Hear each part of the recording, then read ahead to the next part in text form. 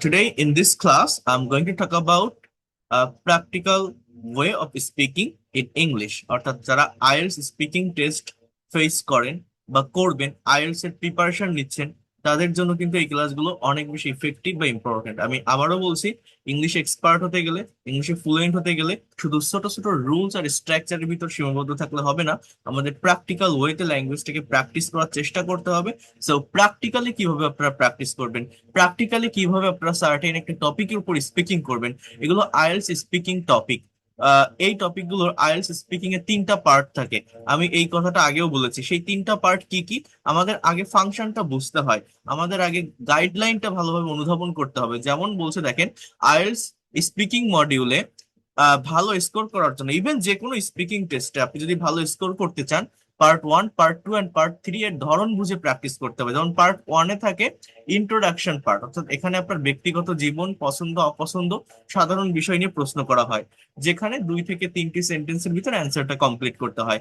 Part two হচ্ছে cue card topic, অর্থাৎ আপনাকে একটি টপিক দেওয়া হবে, যার উপর 1 মিনিট চিন্তা করে 1 থেকে 2 মিনিট একটানা কথা বলতে হবে, এটা আপনার ফ্লুয়েন্সি চেক করা হয়। এরপর পার্ট থ্রিটা আর একটু ডিটেলস কোশ্চেন করা হয়, এখানে ডিসকাশন পার্ট থাকে। পার্ট টু তে যে কিউ কার্ড টপিকটা ছিল, যেটার উপর আপনি 1 মিনিট, 2 মিনিট বা 3 মিনিট কথা বলেছেন, সেটার উপর ভিত্তি করে কিছু বিশ্লেষণ ধর্মী বা সমাজের সাথে সম্পর্কিত প্রশ্ন থাকে। এগুলোর উত্তর বিস্তারিত এবং লজিক্যাল হতে হয়, অর্থাৎ এখানে কোশ্চেন অ্যান্সার সেশন আসে। অর্থাৎ part one just introductory part, part two হচ্ছে আপনার ফ্লুয়েন্সি টেস্টের জন্য জাস্ট একটা টপিক দেখে আপনাকে অনর্গল কথা বলতে হবে, সেখানে কেউ আপনাকে ডিস্টার্ব করবে না। পার্ট থ্রি হচ্ছে ওই টপিকটাই আর একটু ডিটেলসে কোশ্চেন অ্যান্সার সেশনের ভিতর আসবে, আপনার ভিতর অ্যান্ড আপনার এক্সামিনারের ভিতর। সো দেখেন, যারা রুলস পড়েন, স্ট্রাকচার পড়েন, আমি আপনাদেরকে পড়াই, টেন্সের বিভিন্ন ফাংশন পড়াই, স্ট্রাকচার পড়াই, বাট প্র্যাকটিক্যাল ওয়েটা কি স্পিকিং করার, একটা কথা আমি বারবার বলি, ভার্বের উপর ফোকাস করতে হবে। ভার্ব, আবারও বলছি, এই যে দেখেন বড় একটা প্যাসেজ, দেখেন এই যে টপিকের নাম হচ্ছে আ লিডার অর ইন্সপিরেশনাল পারসন, অর্থাৎ অনুপ্রেরণাদায়ক ব্যক্তি। ইন্সপিরেশনাল পারসন, অনুপ্রেরণাদায়ক ব্যক্তি, অর্থাৎ এমন কেউ যে আপনার জীবনে অনেক কিছুতে প্রভাব ফেলেছে, আপনার অনুপ্রেরণা হিসেবে কাজ করেছে, সেই রকম কোনো একজনের কথা আপনাকে এখানে বলতে হবে। এখন দেখেন, এখানে তিনটা পার্ট দেওয়া আছে, part one, part two, part three, even question আছে, অ্যান্সার আছে, সবকিছুই আছে। অর্থাৎ এই টপিকের উপর কোশ্চেন আছে, স্যাম্পল অ্যান্সার দেওয়া আছে। এখন আপনাকে কথা বলতে হবে, এখানে একজনের একটা স্যাম্পল অ্যান্সার দেওয়া আছে, আপনি কিভাবে আপনার মতো করে এই টপিকের উপর স্পিকিং করবেন, কথা বলবেন, অনর্গল কথা বলবেন। অর্থাৎ গ্রামাটিক্যাল মিস্টেক হলে হবে না, সেন্টেন্স বলে একটা বলে থেমে গেলে হবে না, ইনস্ট্যান্টলি একটার পর আরেকটা সেন্টেন্স নিয়ে আসতে হবে, সঠিকভাবে ভার্বের ফর্মের ব্যবহার করতে হবে, টেন্স এর সঠিক ব্যবহার করতে হবে। তো যে কোনো বিষয়ের উপর প্র্যাকটিস করার আগে আমরা আগে একটু স্যাম্পল অ্যান্সারটা দেখবো, যে এখানে কি লেখা আছে। দেখার পর আমি বলবো যে আপনারা কিভাবে অ্যান্সার করবেন, ঠিক কোন জায়গায় ফোকাস করতে পারলে আপনারা দ্রুত ইংলিশে কথা বলতে পারবেন, বা যে কোনো টপিকের উপর যে কোনো কোশ্চেনের এগেইনস্টে আপনারা অ্যান্সার করতে পারেন। So try to focus here, ভালোভাবে দেখার চেষ্টা করেন, মনোযোগ দিয়ে বিষয়গুলোকে বোঝার চেষ্টা করেন। টপিকের নাম কি? A leader or inspirational person. হ্যাঁ, introduction, introduction and interview, first part যেটা, এখানে দুইটা কোশ্চেন আছে। বলছে do you prefer working alone or in a team. বলছে do you prefer working alone or a team. বলছে while I enjoy the focus that comes with working alone, while I enjoy the focus that comes with working alone, I definitely prefer working in a team. Collaborating with others bring diverse perspective and makes executing large project much more efficient. Also, what makes a good team? A good team is built on mutual respect, clear communication, and a shared vision. When team members support each other and have a capable leader to guide them, they can achieve remarkable result. So, এখানে দুইটা question আছে, সেটা হচ্ছে যে আপনি কি একা কাজ করতে পছন্দ করেন নাকি টিমের সঙ্গে কাজ করতে পছন্দ করেন। আরেকটা বলছে কিভাবে একটা ভালো টিম তৈরি হয়, what makes a good team. এখন দেখেন, এখানে দুইটা সাইডই নিয়ে আসছে। এই লোকটা যখন অ্যান্সারটা করছে, do you prefer working alone or in a team, এখানে দুটো বিষয়কেই সে ফোকাস করছে। ফার্স্ট সেন্টেন্স হচ্ছে যে while I enjoy the focus that comes with working alone, বলছে যখন আমি ফোকাসটাকে এনজয় করি তখন একা কাজ করতে পছন্দ করি। That comes with working alone, অর্থাৎ মানে সেন্সটা কি, অ্যাকচুয়াল সেন্সটা হচ্ছে এরকম যে একটা কাজ যখন সেটার প্রতি আমি অনেক বেশি মনোযোগী হই তখন আমি সেটা একা করতেই ভালোবাসি। হ্যাঁ, আহ, এরপর বলছে I definitely prefer working in a team, আমি টিমে কাজ করতে অবশ্যই পছন্দ করি। কোলাবোরেটিং উইথ আদার্স, অর্থাৎ অন্যদের সাথে সমন্বয় করা, কোলাবোরেট করা। এবার ভার্বটা হচ্ছে ব্রিংস, ব্রিংস মানে কি, নিয়ে আসে। এটা কোন tense? Present simple tense. I definitely prefer, এখানে ডেফিনেটলি শব্দটা একটা অ্যাডভার্ব, প্রিফারটা মূলত main verb. Working in a team অর্থাৎ ওটাও প্রেজেন্ট সিম্পল টেন্স। এরপর পরের সাবজেক্টটা হচ্ছে এতটুকু, একটা সেন্টেন্স তৈরি করতে গেলে, একটা সেন্টেন্স বলতে গেলে, একটা সেন্টেন্স লিখতে গেলে জিস্ট অংশটুকু আগে বুঝতে হয় যে সাবজেক্ট কোনটা, ভার্ব কোনটা, অবজেক্ট কোনটা। সাবজেক্ট কি? কোলাবোরেটিং উইথ আদার্স, এইটুকু হচ্ছে সাবজেক্ট, এই আদার্স পর্যন্ত। ব্রিং শব্দটা ভার্ব, অর্থাৎ অন্যদের সাথে সমন্বয় করা। অর্থটা কি, এই সাবজেক্টের বাংলা অর্থ কি, এটা একটা ফ্রেজাল সাবজেক্ট, তাই না? অন্যদের সাথে সমন্বয় করা। এবার বলছে ব্রিংস মানে নিয়ে আসে, আনে। এটা এটা কোন tense? Present simple tense. Diverse perspective and makes executing large project much more efficient. তাহলে দেখেন, এটা হচ্ছে আমার এক্সটেনশনের পার্ট। ডাইভার্স মানে ভিন্ন, বিভিন্ন ধরনের উদ্দেশ্য, and makes executing large project, হ্যাঁ, অর্থাৎ অনেক বড় প্রজেক্ট তৈরি করতে সাহায্য করে, অনেক বেশি efficient, much more efficient. So here you can see what makes a good team. A good team is built, এখানে সাবজেক্ট হচ্ছে আ গুড টিম, এতটুকু সাবজেক্টের অংশ, আ গুড টিম। এখানে যেমন কোলাবোরেটিং উইথ আদার্স, এখানে সাবজেক্টে কি, আ গুড টিম। এই সাবজেক্ট আর ভার্বের জায়গাটা মনে রাখতে হয়। এবার ইজ বিল্ট, এটা কিসের স্ট্রাকচার জানেন? এটা প্রেজেন্ট ইনডিফিনিট বা প্রেজেন্ট সিম্পল টেন্সের প্যাসিভের স্ট্রাকচার। বলেন তো কি বললাম? প্রেজেন্ট ইনডিফিনিট বা প্রেজেন্ট সিম্পল টেন্সের প্যাসিভের structure. A good team is built, একটা ভালো টিম তৈরি হয়, বাংলাটা এরকম, জাস্ট তৈরি হয়, জাস্ট তৈরি হয়। এবার কিসের মাধ্যমে? কিসের মাধ্যমে বলছে? On mutual respect, clear communication and share vision. কি বলছে? আ গুড টিম ইজ বিল্ড, দেখেন এটা কঠিন না বাক্যটা বলা। আ গুড টিম, একটা ভালো দল, ইজ বিল্ড, তৈরি হয়, on mutual respect, clear communication and a shared vision. যারা একদম বেসিক লেভেলে আছেন তারা এই ক্লাসগুলো অতটা নিতে পারবেন না, বুঝবেন না। বাট যারা অ্যাডভান্স হতে চান, যারা এক্সপার্ট হতে চান, যারা ফ্লুয়েন্টলি কমিউনিকেশন করতে চান, কনভারসেশন করতে চান, তাদের জন্য এই ক্লাসগুলো অনেক বেশি ইম্পর্টেন্ট। বলছে ওয়েন টিম মেম্বার্স, এখানে সাবজেক্ট হচ্ছে এতটুকু, ওয়েন টিম মেম্বার্স, এই হচ্ছে সাবজেক্ট অংশ। এটা একটা কমপ্লেক্স সেন্টেন্স। কমপ্লেক্স সেন্টেন্স মানে দুটো আলাদা ক্লজ থাকে, একটাকে বলা হয় সাবঅর্ডিনেট ক্লজ, আরেকটাকে বলা হয় প্রিন্সিপাল ক্লজ। এই ওয়েন দিয়ে যে ক্লজটা শুরু হচ্ছে এটা সাবঅর্ডিনেট ক্লজ। দেখেন এই যে মানে একটা বাক্য বাট দুটো আলাদা সাবজেক্ট, আলাদা ভার্ব থাকে একটা বাক্যের ভিতর, একটা ডিপেন্ডেবল থাকে, একটা ইন্ডিপেন্ডেন্ট। সো একটা ডিপেন্ডেন্ট ক্লজ ওইটাকেই সাবঅর্ডিনেট বলে, একটা হচ্ছে ইন্ডিপেন্ডেন্ট বা স্বাধীন ক্লজ। যেমন দেখেন ওয়েন টিম মেম্বার্স সাপোর্ট, এখানে ভার্ব হচ্ছে সাপোর্ট, আর কিছুই না। তার মানে এটাও প্রেজেন্ট সিম্পল টেন্স। যে কোনো বিষয়ের উপর স্পিকিং করতে গেলে, প্রেজেন্টেশন দিতে গেলে ব্যাকগ্রাউন্ডটা বুঝতে হয়, টাইমিংটা বুঝতে হয়। আমি একটা টপিকের উপর কথা বলছি, টপিকের টাইমিংটা কেমন, কোন ধরনের টেন্সের স্ট্রাকচার আমাকে ইউজ করতে হবে। এখানে সাবজেক্ট যেগুলো আমরা দেখছি, যেমন a good team, collaborating with others, I prefer, I enjoy, when team members. এরপরে যে ভার্ব গুলো আছে, দেখেন ভার্ব গুলো দিকে ফোকাস করেন। ভার্ব হচ্ছে এনজয়, ভার্ব হচ্ছে প্রিফার, ভার্ব হচ্ছে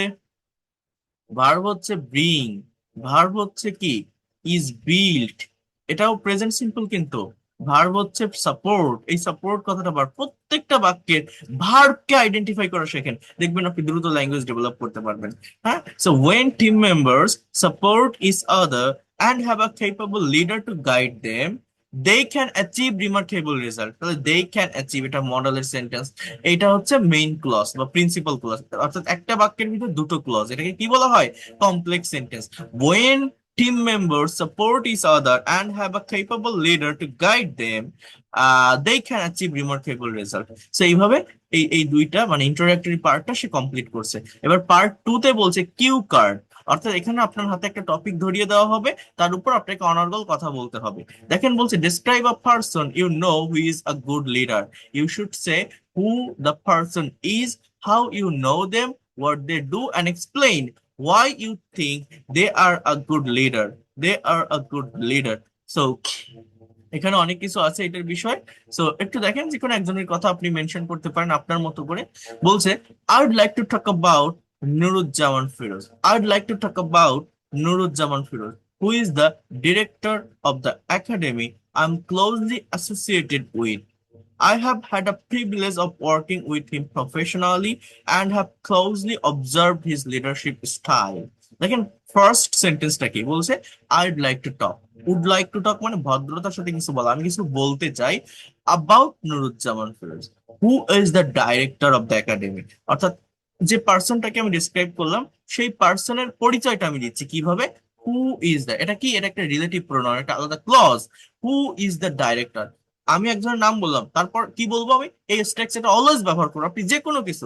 বলছে যে who is your inspiration in professional sector, so বলছে যে who is the director of the academy. এবার মানে যে লোকটা, সেই লোকটাকে আপনি মেনশন করেন। I am closely associated with, I'm closely associated with. I have had the privilege of working with him professionally. And I have closely, অর্থাৎ এই যে লাস্টের দুটো সেন্টেন্স দেখেন, এই দুটো সেন্টেন্স কিন্তু প্রেজেন্ট পারফেক্ট টেন্সে। বলুন তো আমি কি বললাম, প্রেজেন্ট পারফেক্ট। ভার্বটা হচ্ছে আই হ্যাভ হ্যাড, মানে আমার ছিল বা আমার হয়েছে। আই হ্যাভ হ্যাড মানে কি, আমার ছিল বা আমার হয়েছে।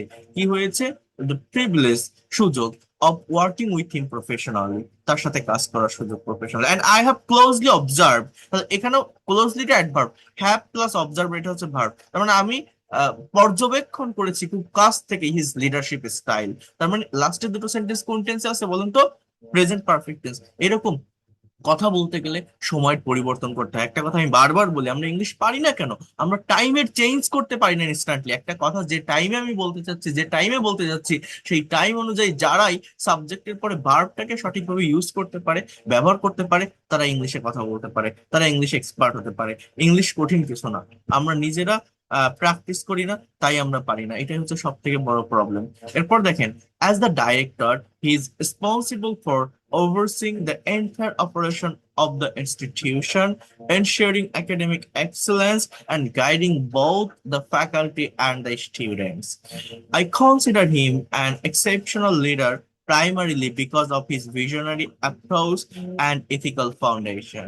He doesn't just focus on academic result, he deeply values the motivational and ethical development of the student, constantly encouraging them to build resilience and leadership skills. এখানে জাস্ট একটা পার্সনকে describe করছে, এটা করা কোনো কঠিন কিছু না। সাবজেক্ট কি, সাবজেক্ট হি। সাবজেক্ট কি, সাবজেক্ট হি। ওই যে লোকটাকে আমি মেনশন করছি সে। এবার তার সম্পর্কে, তার নিজের সম্পর্কে যদি কথা বলি, বি ভার্ব দিয়ে বলছি। তার কাজ সম্পর্কে যদি কথা বলি, তার অ্যাক্টিভিটিসটা অর্থাৎ ভার্বটাকে সাবজেক্টের উপর ব্যবহার করছি। অথবা আমি যদি তার সম্পর্কে বলি, আমি সাবজেক্ট। বলছে he is responsible, he is responsible for overseeing the entire operation of the institution, এটা একটা সেন্স। আরেকটা হচ্ছে, I consider him an exceptional leader primarily because of his visionary approach and ethical foundation.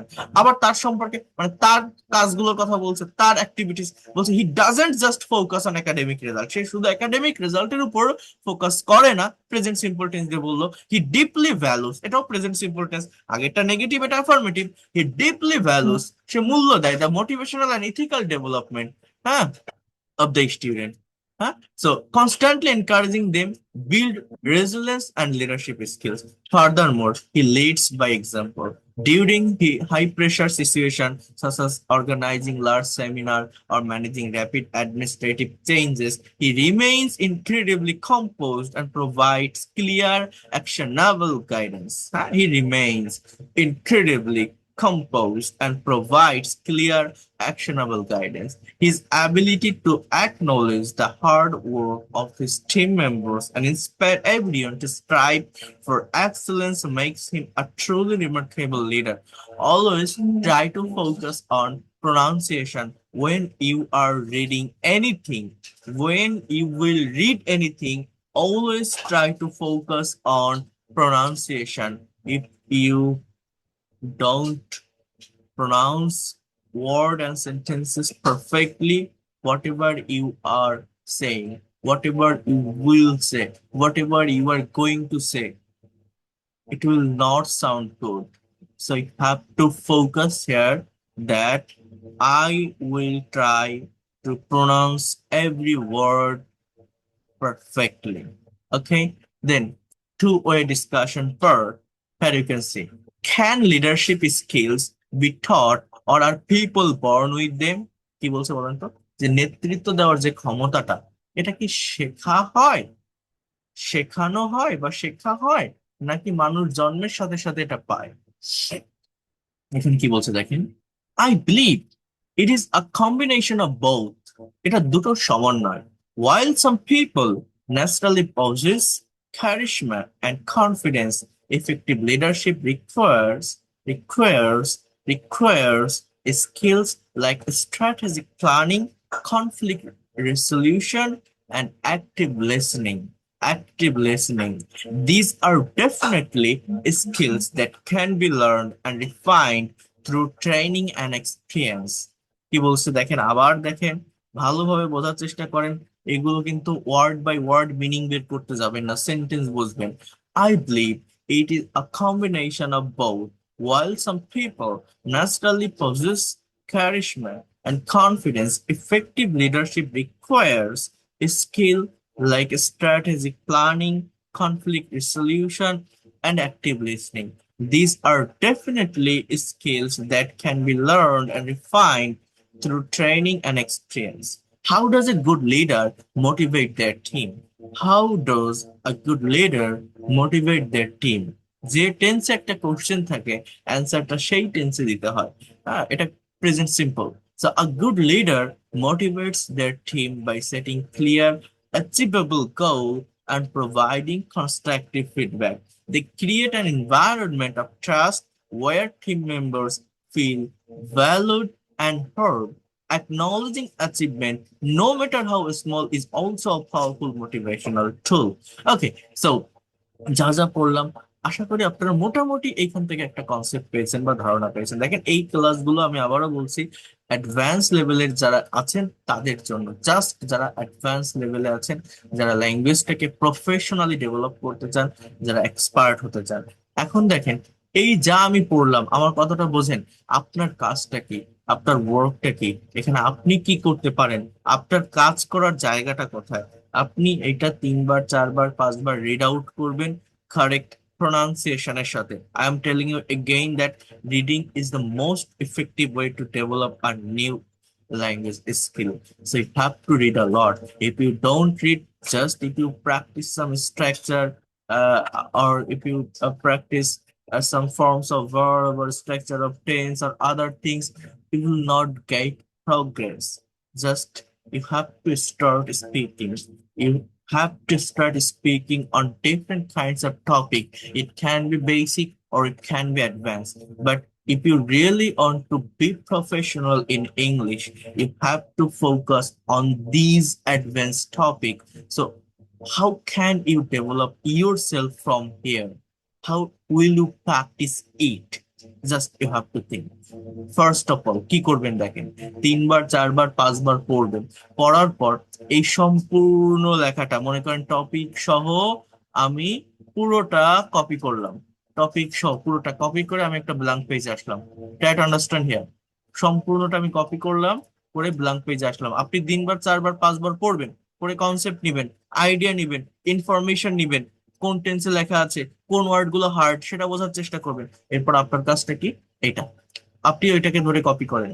করার পর প্রত্যেকটার answer আপনি delete করে দেবেন, প্রত্যেকটার অ্যান্সার আপনি ডিলিট করে দেবেন, প্রত্যেকটার অ্যান্সার আপনি ডিলিট করে দেন। দেওয়ার পর, ডিলিট করে দেওয়ার পর কাজটা কি, আপনার মনে যা আসে কোশ্চেনের এগেনস্টে আপনি সেইটা খাতায় লেখেন, একটা স্ক্রিপ্ট আপনি লেখেন।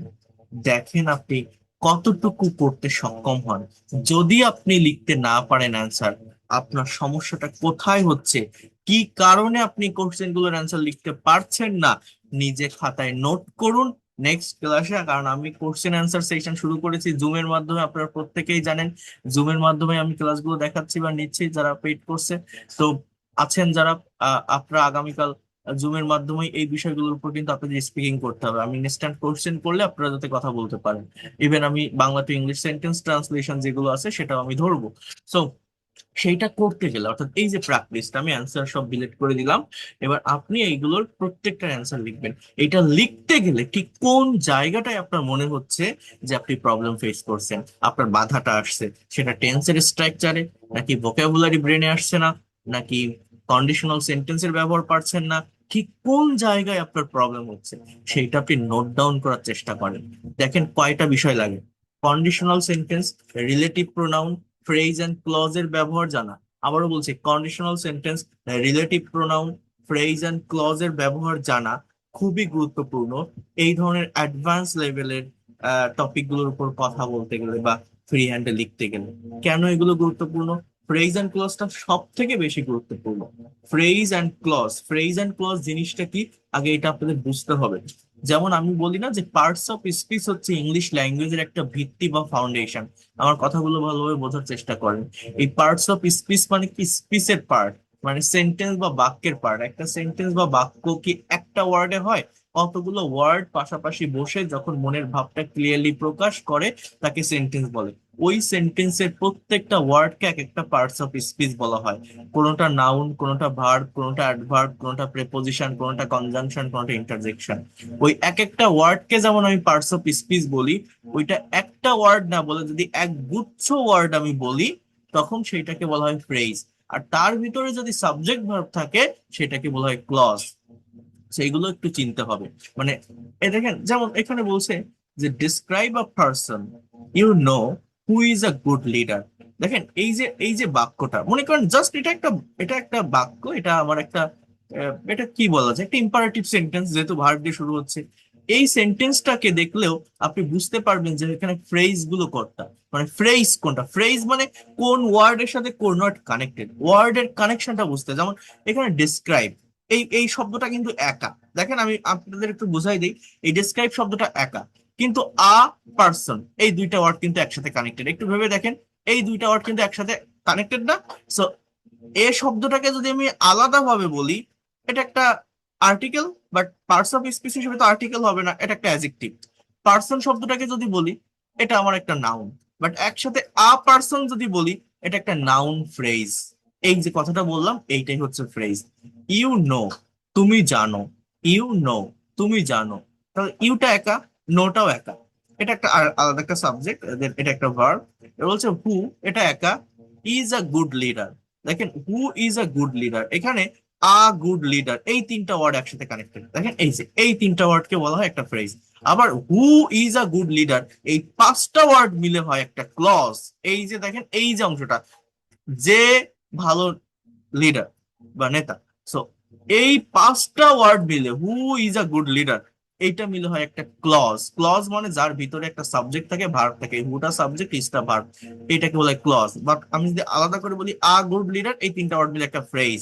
মানে আমরা যে পার্টস অফ স্পিচের আইডেন্টিফিকেশন জানি বা আইডেন্টিফাই করি, যেমন আমি যদি বলি ডেসক্রাইবটা কি, আপনি বলবেন ভার্ব, এটা কি অ্যাডজেক্টিভ, পার্সনটা কি নাউন, এরকম প্রত্যেকটা ওয়ার্ড, ইউটা কি প্রোনাউন, নোটা কি ভার্ব, এরকম প্রত্যেকটা ওয়ার্ড আপনি বলেন না যে এই ওয়ার্ড, এই parts of speech, but word না ধরে আপনাকে ফ্রেজ এবং ক্লজ ধরা শিখতে হবে। তাহলে আপনি এই অ্যাডভান্স লেভেলের জায়গাগুলো ডেভেলপ করতে পারবেন। হ্যাঁ, সো এইটার উপরে আমি আগেও ক্লাস নিয়েছি, বাট আপনাদের আরেকটা ডিটেলস ক্লাস আমি ফ্রেজ এন্ড ক্লজ এর উপর নিব, যেটা অ্যাডভান্স লেভেলের জন্য অনেক বেশি গুরুত্বপূর্ণ। তো যাই হোক, এটা গেল একটা গ্রামাটিক্যাল ফাংশনের কথা। আমি বললাম যে এই যে প্যাসেজটা আমি দেখালাম, আইএলটিএস কিউকার টপিকটা দেখালাম, এই টপিকটা যদি আপনি ডেভেলপ করতে চান সত্যিকার অর্থে, রিডিং পড়ে যদি অর্থ বুঝতে চান, আপনাকে ফ্রেজ এন্ড ক্লজ সম্পর্কে কনসেপ্ট রাখতে হবে।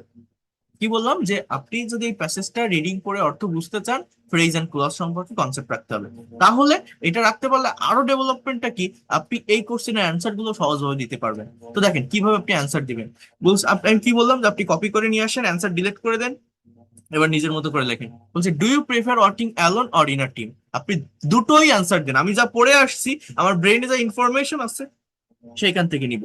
তাহলে আমি এখানে অ্যান্সারটা কি বলতে পারি, ট্রাই টু ফোকাস হিয়ার। তাহলে আমি অ্যান্সারটা দিতে পারি যে I prefer, PREFAR, I prefer working alone. আমি একা কাজ করতে পছন্দ করি। দেখেন অলওয়েজ এই অ্যাডভান্স লেভেলের প্রেজেন্টেশন গুলোতে বা স্পিকিং টেস্ট গুলোতে কমপ্লেক্স বা কম্পাউন্ড সেন্টেন্সের ব্যবহার হয়। কমপ্লেক্স বা কম্পাউন্ড সেন্টেন্স, কমপ্লেক্স বা কম্পাউন্ড সেন্টেন্স, ইংলিশ ল্যাঙ্গুয়েজের গঠন অনুসারে অ্যাকর্ডিং টু স্ট্রাকচার 3 প্রকার সেন্টেন্স আছে: সিম্পল, কমপ্লেক্স, কম্পাউন্ড। একটা সাবজেক্ট একটা ভার্ব, সেটাকে সিম্পল সেন্টেন্স বলে। দুইটা সাবজেক্ট দুইটা ভার্ব, বাট একটা ক্লজ থাকে সাবঅর্ডিনেট আর একটা থাকে মেইন, তাকে কমপ্লেক্স সেন্টেন্স বলে। আবার দুইটা সাবজেক্ট দুইটা ভার্ব, বাট দুটোই প্রিন্সিপাল, তাকে বলা হয় কম্পাউন্ড সেন্টেন্স। এগুলো জানতে হয়। So I prefer working alone. কেন? when, যখন, I, যখন I deeply focus on anyone। দেখেন, এই যে বাক্যটা বলছে, do you prefer working alone or in a team, এই সেন্টেন্সটা লেখা কি খুব কঠিন? আমি দুটো ক্লজ লিখছি, এটা কিন্তু একটা কমপ্লেক্স সেন্টেন্স। এই when I deeply focus on any work, এটা একটা subordinate clause. I prefer working alone, এটা মেইন ক্লজ। মেইন ক্লজ মানে কি, যে একা একা বসতে পারে। আমি এখানে ফুল স্টপ বসাতে পারি, মনে করেন আমি আলাদা করে ফেললাম, আমি বললাম আই প্রেফার ওয়ার্কিং অ্যালোন। এটা কিন্তু আমার একটা কমপ্লিট সেন্টেন্স। বাট আমি যদি জাস্ট এরকম একটা সেন্টেন্স বলি যে when I deeply focus on any work, এর বাংলা অর্থ কি? যখন আমি গভীরভাবে কোনো কাজের প্রতি ফোকাস করি, তারপর কি? তারপর কি? কিছু একটা শোনার ইচ্ছা থেকে যাচ্ছে, আকাঙ্ক্ষা থেকে যাচ্ছে। একটা কমপ্লিট সেন্টেন্স হতে গেলে 3টা গুণ থাকতে হয়, বাংলা গ্রামারে আছে: আকাঙ্ক্ষা, আসক্তি, যোগ্যতা। মনে করেন শুধু শব্দের গঠন হলে সেন্টেন্স হয় না। আমি যদি বলি হাতি আকাশে ওড়ে, কি বললাম বলেন তো? হাতি আকাশে ওড়ে। এই যে কথাটা আমি বললাম, ট্রাই টু আন্ডারস্ট্যান্ড হিয়ার। আমি কি বললাম? হাতি আকাশে ওড়ে। হাতি কি আকাশে উঠতে পারে? আমার হাতি হচ্ছে সাবজেক্ট, ওরা হচ্ছে ভার্ব, আকাশ হচ্ছে অবজেক্ট। কিন্তু আমার সেন্টেন্স কি হবে? না, এটা তো যোগ্যতা হারায়। এখানে when I deeply focus on any work, এখানে ফুল স্টপ দিলে হবে না, এটা কোনো সেন্টেন্স না, এটা বাক্যাংশ, বাক্য না। এই জন্য এটা বলে ক্লজ। ক্লজ, ক্লজ এর মানে কি? বাক্যাংশ। অর্থাৎ when I deeply focus on any work, এটা আরো কিছু শোনার আকাঙ্ক্ষা থেকে যাচ্ছে। যখন আমি গভীরভাবে ফোকাস করি কোনো কাজের প্রতি, তখন আমি একা কাজ করতে ভালোবাসি। I prefer working alone. বুঝতে পারছেন? সো এই হচ্ছে সাবঅর্ডিনেট আর মেইন ক্লজের ভিতর পার্থক্য। সো এইভাবে আমি ফার্স্ট সেন্টেন্সটা লিখলাম। এরপর আমি এখানে এই কথাটাকেও যুক্ত করব। কি করব? যে হাউ এভার, এই যে আমরা বাট বলি না, বাট, বাট এটা খুবই নর্মাল একটা ওয়ার্ড হয়ে যায়। আপনি এই হাউ এভার, এই ওয়ার্ডটা ব্যবহার করবেন, দেখবেন আপনার প্রেজেন্টেশন গুলো অনেক বেশি স্ট্যান্ডার্ড হবে। হাউএভার, তথাপিও, যদিও, তারপরেও, তারপরেও, তথাপিও অর্থটা এরকম: I prefer working alone when I deeply focus on any work. However, if I have any large project, project, যদি আমার কোনো বড় প্রজেক্ট থাকে, তখন কি হবে? এই যে ইফ দিয়ে করলাম, এটাও একটা complex sentence, as well as এটাকে কন্ডিশনাল বলা হয়। কন্ডিশনাল মানে শর্ত। If I have any large project, I will definitely, if I have any large project, I will definitely work with team, আমি অবশ্যই টিমের সাথে কাজ করব। এই যে ইফ আই হ্যাভ, এটা কোন টেন্স জানেন? Present simple tense. এই হ্যাভ দেখলে অনেকে ভাবে পারফেক্ট টেন্স, না, এই হ্যাভটা এখানে মেইন ভার্ব, এটা প্রেজেন্ট সিম্পল টেন্স। এবার আমি বলছি যে আই উইল ডেফিনেটলি ওয়ার্ক, এখানে দুটো ক্লজ আছে, একটা ক্লজ প্রেজেন্ট ইনডিফিনিট আর একটা ফিউচার ইনডিফিনিট। এটাকে বলা হয় ফার্স্ট কন্ডিশনাল। ইংলিশ ল্যাঙ্গুয়েজে টোটাল 4টা কন্ডিশনাল সেন্টেন্স আছে। আমরা এগুলো গ্রামারে পড়ি, বাট প্র্যাকটিক্যালি অ্যাপ্লাই করা শিখতে হবে আপনাদের স্পিকিং এ বা রাইটিং এ। কি বলছি আমি বলেন তো? যে I prefer working alone when I deeply focus on any work. However, if I have any large project, I will definitely work with team. আমি অবশ্যই টিমের সাথে কাজ করবো। এখানে মেইন ভার্ব কিন্তু ওয়ার্ক, ডেফিনেটলি শব্দটা অ্যাডভার্ব। এবার এইটা সম্পর্কে আমি আরো একটা সাপোর্টিভ সেন্টেন্স কিন্তু অ্যাড করতে পারি। বিকজ, এরকম দেখেন, because if I work with team, যদি আমি টিমের সাথে কাজ করি, I can get so many new idea, I can solve so many problems instantly, or sharing ideas with others members. বলা যায় না এই কথাগুলো? ভেবে দেখেন তো, একসাথে অনেকগুলো মানুষের সাথে বসলে কাজ করলে তাদের ব্রেন থেকে কিছু অ্যাডভাইস আসবে, কিছু আইডিয়া আসবে, সেগুলো আমরা আমাদের কাজের ভিতরে অ্যাপ্লাই করতে পারবো। সো টিম ওয়ার্কের মাধ্যমে কোলাবোরেশনটা ভালো হয়, শেয়ারিং থট বা আইডিয়াটা ভালো হয়। এই কথাগুলোকে জাস্ট এইভাবে, যেভাবে আমি লিখছি সেন্টেন্স আকারে কারেক্ট ওয়েতে অর্গানাইজ করার চেষ্টা করেন। আমি আপনাদের এটাই করতে বলছি যে আপনি এই কোশ্চেন গুলোকে আলাদা করে ফেলেন। আপনি 3 বার 4 বার 5 বার অ্যান্সারটা পড়েন, পড়ার পর কোশ্চেন গুলো নেন, জাস্ট নেওয়ার পর আপনি নিজে এইভাবে এই আমি যতটুকু লিখলাম এরকম লেখার চেষ্টা করেন। কতটুকু আপনি লিখতে পারেন দেখেন। যদি আপনি না পারেন, কেন পারছেন না, কোন জায়গায় সমস্যাটা হচ্ছে, সেটা আপনি নিজে খুঁজে বের করার চেষ্টা করেন। Self practice is the best practice. Then next ক্লাসে আমাকে বলেন যে আমি এই জায়গাটায় প্রবলেমের কারণে আমি পারছি না, আমি আপনাকে সেখান থেকে ওভারকাম করার ওয়েটা বলে দিব। তাহলে কি বললাম, if I work with team, যদি আমি টিমের সাথে কাজ করি, আই ক্যান সলভ, আমি সমাধান করতে পারবো, any problem, any problem quickly, QUICKLI, quickly, as well as as well as I also I also will get some or so many new idea from other team members, team members. So এই আমি আনসারটা মনে করেন এইভাবে complete করলাম। So এইভাবে আপনারা কিন্তু যদি একটু চেষ্টা করেন, একটু নেওয়ার চেষ্টা করেন, একটু কাজ করার চেষ্টা করেন, আপনারাও পারবেন এরকম ধরনের অ্যান্সার। খুবই সিম্পল ভাবে অ্যান্সার গুলো কিন্তু আমি তৈরি করছি। এখানে কোনো হার্ড ওয়ার্ড, কঠিন ভোকাবুলারি আছে ভেবে দেখেন তো? নেই, নেই। আপনার নিজেরা এইভাবে একটু করার চেষ্টা করে দেখেন না আপনি পারেন কিনা। What makes a good team, তাহলে আপনি বলেন যে আ গুড টিম, ওইখানে অ্যান্সারটা কেমন ছিল মনে আছে? আ good team, a good team is build, একটা ভালো টিম তৈরি হয়, বাট কিসের মাধ্যমে তৈরি হয়? বাই কোলাবোরেশন, বাই কোঅপারেটিং, অথবা কি বলতে পারেন helping is other, sharing ideas. এইভাবে জাস্ট অ্যান্সার গুলোকে আপনি বিল্ড আপ করেন। কঠিন তো না, একবার ভাবেন কঠিন না। এবার describe a person who is a good leader, এখানে সেটার একটা ইয়ে দেওয়া আছে, লজিক্যাল ফ্লো দেওয়া আছে যে who is the person is, you have to mention the name of that person, how you know them, then you have to say in that way কিভাবে আপনি তাকে চিনেছেন। তো আপনি বলতে পারেন I have known him from YouTube channel, from Facebook page, or I was his direct student. বলা যায় না এইভাবে যে আমি তার ডিরেক্ট ছাত্র ছিলাম, what they do, or he or she, and explain why you think a good leader। দেখেন আবারও বলছি, describe a person who is a good leader। এখন আমি বললাম যে আহ, the person who is a good leader is doctor Asif, doctor Asif. এবার ওই doctor আসিফটাকে, সেইটা আপনাকে আগে বলতে হবে।